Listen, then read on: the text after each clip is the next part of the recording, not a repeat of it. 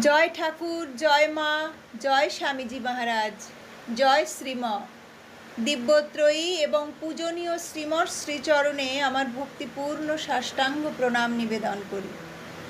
আজ আমি শ্রী শ্রী রামকৃষ্ণ কথামৃত থেকে শ্রীযুক্ত বিজয়কৃষ্ণ গোস্বামী ও অন্যান্য ভক্তের প্রতি উপদেশ এই পর্বের ষষ্ঠ পরিচ্ছেদের বাকি অংশ পাঠ করছি। বিজয়। সেখানে পৌঁছিবার পর যখন ব্রহ্মজ্ঞান হয়, মানুষ কি দেখে? শ্রী রামকৃষ্ণ বিজয়কে বলছেন, সপ্তম ভূমিতে মন পৌঁছিলে কি হয় মুখে বলা যায় না। জাহাজ একবার কালাপানিতে গেলে আর ফিরে না। জাহাজের খবর আর পাওয়া যায় না। সমুদ্রের খবরও জাহাজের কাছে পাওয়া যায় না। নুনের ছবি সমুদ্র মাপতে গেছিল, কিন্তু যাই নেমেছে অমনি গলে গেছে। সমুদ্র কত গভীর কে খবর দিবে? যে দিবে সে মিশে গেছে। সপ্তম ভূমিতে মনের নাশ হয়, সমাধি হয়। কি বোধ হয় মুখে বলা যায় না। যে আমিতে সংসারী করে, কামিনী কাঞ্চনে আসক্ত করে, সেই আমি খারাপ।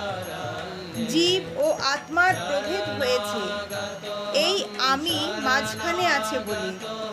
জলের উপর যদি একটা লাঠি ফেলে দেওয়া যায়, তাহলে দুটো ভাগ দেখায়। বস্তুত এক জল, লাঠিটার দরুন দুটো দেখাচ্ছে।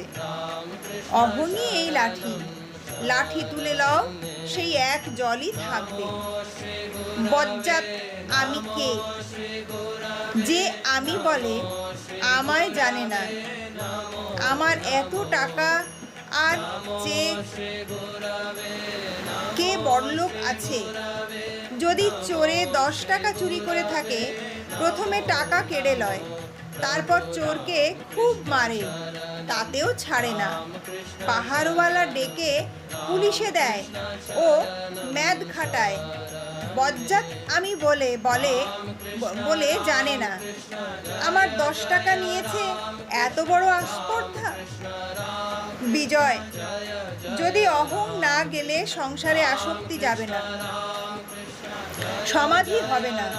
তাহলে ব্রহ্মজ্ঞানের পথ অবলম্বন করাই ভালো, যাতে সমাধি হয়। আর ভক্তিযোগে যদি অহং থাকে, তবে জ্ঞানযোগই ভালো।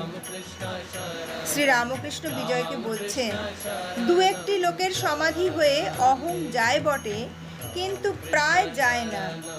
হাজার বিচার করো, অহং ঘুরে ফিরে এসে উপস্থিত। আজ অশ্বত্থ গাছ কেটে দাও, কাল আবার সকালে দেখো ফেঁকড়ি বেরিয়েছে। একান্ত যদি আমি যাবে না, থাক শালা দাস আমি হয়ে। হে ঈশ্বর, তুমি প্রভু, আমি দাস, এইভাবে থাকো। আমি দাস, আমি ভক্ত, এইরূপ আমিতে দোষ নাই। মিষ্ট খেলে অম্বল হয়, কিন্তু মিছরি মিষ্টির মধ্যে নয়। জ্ঞানযোগ ভারী কঠিন। দেহাত্ম বুদ্ধি না গেলে জ্ঞান হয় না।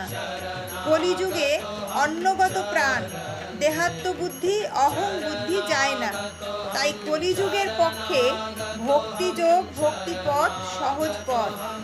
আন্তরিক ব্যাকুল হয়ে তার নাম গুণগান করো, প্রার্থনা করো, ভগবানকে লাভ করবে, কোনো সন্দেহ নাই। যেমন জলরাশির উপর বাঁশ না রেখে একটি রেখা কাটা হয়েছে, যেন 2 ভাগ জল, আর রেখা অনেকক্ষণ থাকে না। দাস আমি, কি ভক্তের আমি, কি বালকের আমি, এরা যেন আমির রেখা মাত্র।